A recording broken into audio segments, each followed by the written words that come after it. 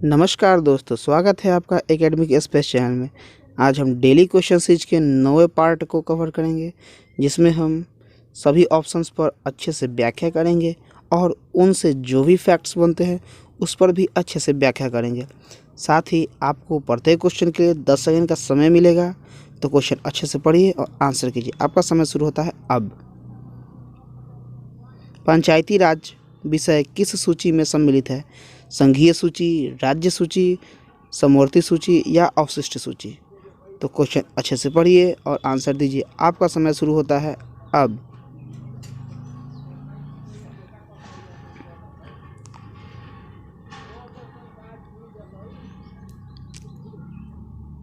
Times up. पंचायती राज राज्य सूची में सम्मिलित है। चलिए व्याख्या देखते हैं।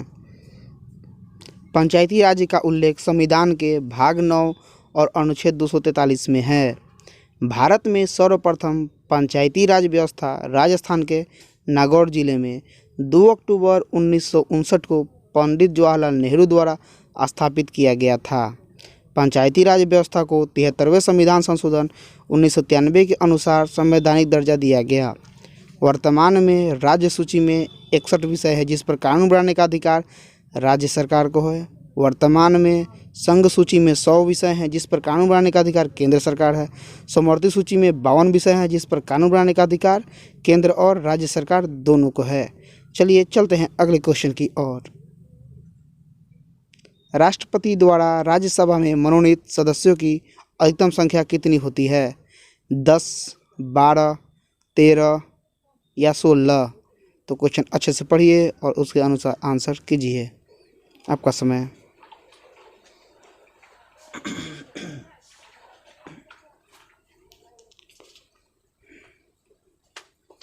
Times up. तो राष्ट्रपति द्वारा राज्यसभा में 12 सदस्य मनोनीत किए जाते हैं। चलिए व्याख्या देखते हैं। राज्यसभा में कुल सदस्यों की संख्या 250 होती है, जिसमें 12 सदस्य राष्ट्रपति मनोनीत करते हैं और एक एंग्लो इंडियन होता है। राज्यसभा के सदस्यों की न्यूनतम उम्र 30 वर्ष होती है। यह उच्च सदन होता है। यह मैंने नहीं लिखा है इसमें। राज्यसभा के सदस्यों का कार्यकाल 6 वर्षों का होता है। बाकी सभी का कार्यकाल 5 वर्षों का होता है, परंतु राज्यसभा के सदस्यों का कार्यकाल 6 वर्षों का होता है। राज्यसभा का पदेन सभापति उपराष्ट्रपति होता है। वर्तमान में भारत के उपराष्ट्रपति एम वेंकैया नायडू हैं। राज्यसभा उपसभापति होता है, प्रथम उपसभापति श्री कृष्णमूर्ति राव है और वर्तमान उपसभापति हरिवंश नारायण सिंह जी हैं। चलिए व्याख्या आगे क्वेश्चन चलते हैं। 1857 के विद्रोह में लखनऊ से नेतृत्व किसने किया था? कुंवर सिंह ने, हजरत महल ने, तात्या टोपे ने, रानी लक्ष्मीबाई ने? चलिए आपका समय शुरू होता है अब।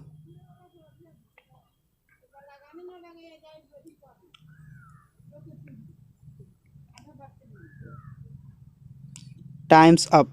तो लखनऊ का नेतृत्व बेगम हजरत महल ने किया था। चलिए व्याख्या देखते हैं। 1857 की क्रांति का आरंभ 10 मई 1857 को हुआ था। इसे सिपाही विद्रोह भी कहा गया। इसका तत्कालिक कारण चर्बी वाले कारतूसों की घटना थी। 1857 की क्रांति के समय भारत के गवर्नर लॉर्ड कैनिंग थे और ब्रिटेन के प्रधानमंत्री पाल्मस्टोन थे। रानी लक्ष्मीबाई ने 1857 की क्रांति का नेतृत्व झांसी से किया। तात्या टोपे 1857 की क्रांति में शहीद होने वाले अंतिम व्यक्ति थे, जिन्हें 18 अप्रैल 1859 को शिवपुरी में फांसी दिया गया। शिवपुरी मध्य प्रदेश में है।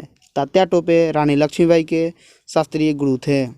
1857 की क्रांति का प्रतीक चिन्ह कमल और चपाती था। चपाती अर्थात रोटी। 1857 की क्रांति पर मैं सोच रहा हूँ कि एक पूरी तरह 1857 क्रांति पर ही वीडियो लाया जाए, तो देखेंगे अगले वीडियो में इसको। चलिए आगे क्वेश्चन देखते हैं। भारत के साथ बांग्लादेश की सीमा रेखा की लंबाई कितनी है?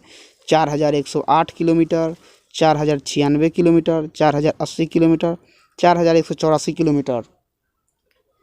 आपका टाइम शुरू होता है अब।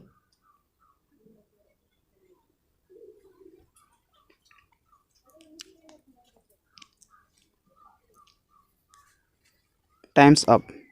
तो भारत में बांग्लादेश सीमा रेखा की लंबाई 4096 किलोमीटर है। चलिए व्याख्या देखते हैं। भारत की कुल स्थलीय सीमा रेखा की लंबाई 15,200 किलोमीटर है। भारत के तटीय भाग की लंबाई 7,516 किलोमीटर है। भारत की मुख्य भूमि से तटीय भाग की लंबाई 2933 किलोमीटर है। भारत और चीन सीमा रेखा की लंबाई 3488 किलोमीटर है। भारत के कुल 17 राज्य पड़ोसी देशों की सीमा रेखा से जुड़े हुए हैं। बांग्लादेश पश्चिम बंगाल की सीमा रेखा से जुड़ा है। चलिए अगले क्वेश्चन चलते हैं। राजा राम मोहन राय ने ब्रह्म समाज की स्थापना कब की थी? 1820, 1828, 1829, 1822। तो चलिए समय के अकॉर्डिंग आंसर दीजिए। आपका समय शुरू होता है अब।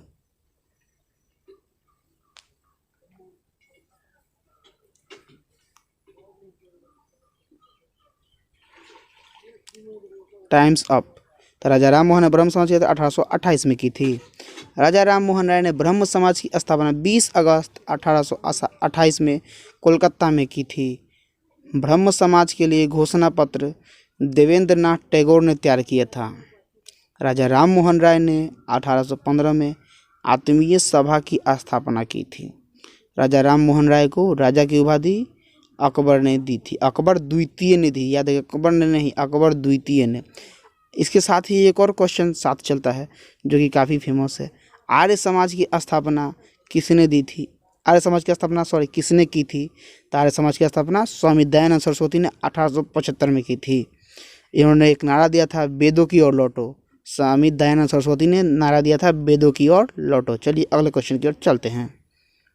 हाँ दोस्तों, अगर आपको हमारी ये वीडियो यानी हमारी कोशिश आपको अच्छी लगती है तो प्लीज़ हमें सपोर्ट करें, हमारे चैनल को सब्सक्राइब कर दें, बेल आइकन को भी प्रेस कर ले ताकि आपको नोटिफिकेशन सबसे पहले पहुंच जाए। अगर कोशिश अच्छी है तो लाइक तो आप जरूर करेंगे। हाँ, और आप ज़रूर चाहते होंगे कि आपको आपके दोस्तों को भी हेल्प हो तो उन्हें भी ये वीडियो भेजें ताकि उनकी भी हेल्प हो। और आपसे एक छोटी सी रिक्वेस्ट है कि आप इस चैनल को अपने 2 दोस्तों से सब्सक्राइब कराएं और उनसे कहें कि वे अपने 2 दोस्तों से सब्सक्राइब करें अगर आपको ये वीडियो अच्छी लगे तो, और उनको ये वीडियो अच्छी लगे तो ही। वरना आप डिसलाइक भी मार सकते, सब्सक्राइब भी नहीं कर सकते, क्योंकि ये हमारे मेहनत पर डिपेंड करता है। हम जितनी मेहनत करेंगे उतना ही हमें फल मिलेगा। और हाँ, एक और बात, अगर आपको किसी भी टॉपिक पे क्वेश्चन आंसर चाहिए तो आप हमें कमेंट कीजिए। हमसे जितना हो सके हम आपके लिए कोशिश करेंगे कि हाँ, हम आपको दे पाएँ। बाकी सब आपके ऊपर निर्भर है। अगर आप मेहनत करेंगे तो ही आप आगे बढ़ेंगे। चलिए चलते हैं अगले क्वेश्चन की ओर। सौर प्रणाली की खोज किसने की थी? गैलीलियो ने, कोपरनिकस ने, केपलर ने, या इनमें से कोई नहीं? इनमें से कोई नहीं वाला लगभग मैं बहुत कम ही ऑप्शन देता हूँ, लेकिन इसमें दे दिया हूँ ताकि आप देखें 3 में ही। चलिए आपका समय शुरू होता है अब।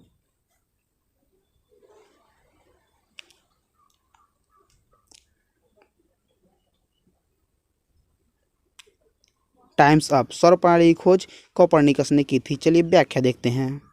सौर प्रणाली में अर्धचालक के रूप में सिलिकॉन का प्रयोग किया जाता है। सिलिकॉन क्या है? सिलिकॉन एक अर्धचालक है। आपने देखा होगा सौर प्रणाली के ऊपर उजला उजला लगा तो वही सिलिकॉन होता है। कोपरनिकस ने बताया कि सूर्य ब्रह्मांड का केंद्र है, मतलब ब्रह्मांड में जितने भी पिंड है वे सभी सूर्य के चक्कर काटते हैं। गैलीलियो ने दूरदर्शी की खोज की थी। ग्रहों के गति का नियम किसने बताया था? तो ग्रहों की गति का नियम केपलर ने दिया था।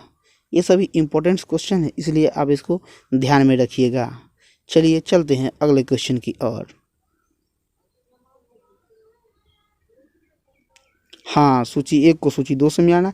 मैं हर बार आपके लिए कोई ना कोई सूची लाता हूँ ताकि इससे एक साथ कई सारे क्वेश्चंस कवर हो जाते हैं। तो आपको यहाँ मिलाना है व्यक्ति और उनके समाधि स्तर को। चलिए मिलाइए।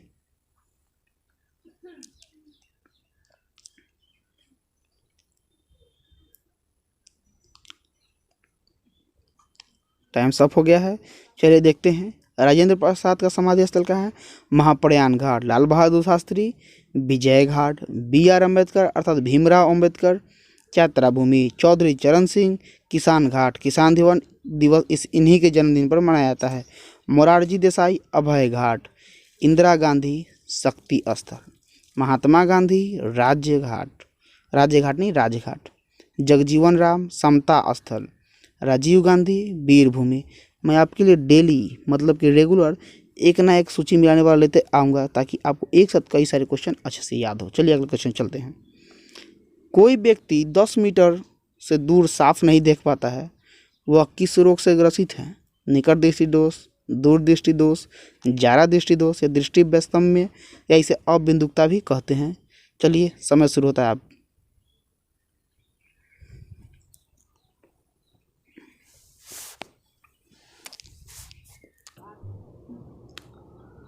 Times up. आंसर है निकट दृष्टि दोष। चलिए व्याख्या देखते हैं।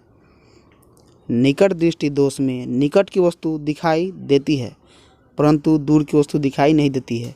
इसके उपचार के लिए अवतल लेंस का प्रयोग किया जाता है। दूर दृष्टि दोष में दूर की वस्तु दिखाई देती है, निकट की वस्तु दिखाई नहीं देती है। इसके उपचार के लिए उत्तल लेंस का प्रयोग किया जाता है। जारा दृष्टि दोष ये वृद्धावस्था में होता है, इसलिए इसमें दूर और निकट की दृष्टि, निकट को कोई दिखाई नहीं देती, इसलिए इसके उपचार के लिए बाइफोकल लेंस का प्रयोग किया जाता है। अबिंदुकता में बेलनाकार लेंस का प्रयोग किया जाता है। चलिए अगले क्वेश्चन चलते हैं। बाजार के नियम का प्रतिपादन किसने किया? रिकार्डो ने, जेबी से ने या मिल ने या इनमें से कोई नहीं? चलिए अपने समय के अनुसार इसका आंसर दीजिए। आपका समय शुरू होता है अब।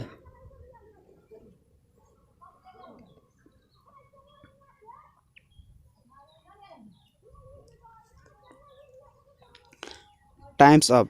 बाजार नियम का प्रतिपादन जेबी से ने किया था। चलिए व्याख्या देखते हैं। जेबी से के अनुसार पूर्ति अपनी मांग स्वयं उत्पन्न करती। हाँ, ये समझने वाली बात है। पूर्ति अपनी मांग स्वयं उत्पन्न करती। जब किसी भी चीज़ की पूर्ति होगी उसके मांग के अनुरूप ही होगी। जेबी से के अनुसार जिस अनुपात में पूर्ति घटती और बढ़ती है उसी अनुपात में उत्पादन साधन में करा सकती कि मांग बढ़ती और घटती है। रिकार्डो ने मान श्रम सिद्धांत और ह्रासमान प्रतिफल का नियम दिया था।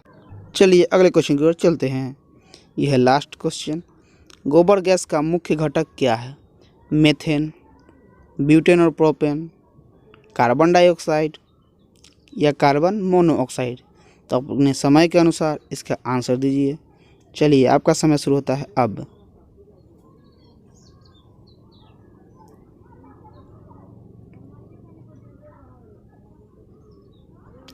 Times up. गोबर गैस का मुख्य घटक मेथेन है। चलिए इसकी व्याख्या देखते हैं।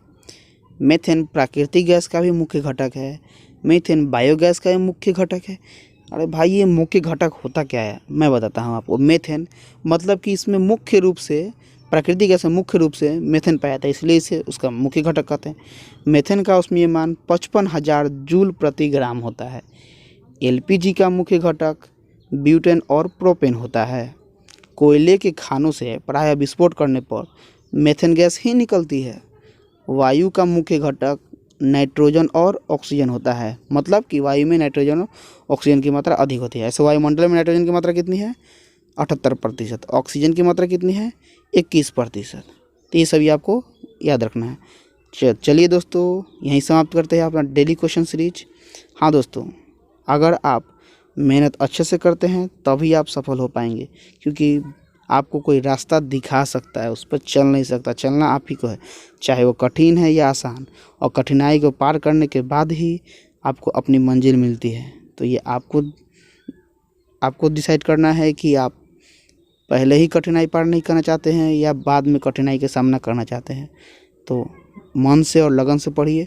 और ये जो आप कोई भी एजुकेशन चैनल देखते हैं और उससे जो पढ़ते हैं, तो पढ़ने का मतलब ये नहीं केवल पढ़ें, उससे कुछ आपको ग्रहण होना चाहिए, तभी तो मतलब है कि हाँ पढ़ें।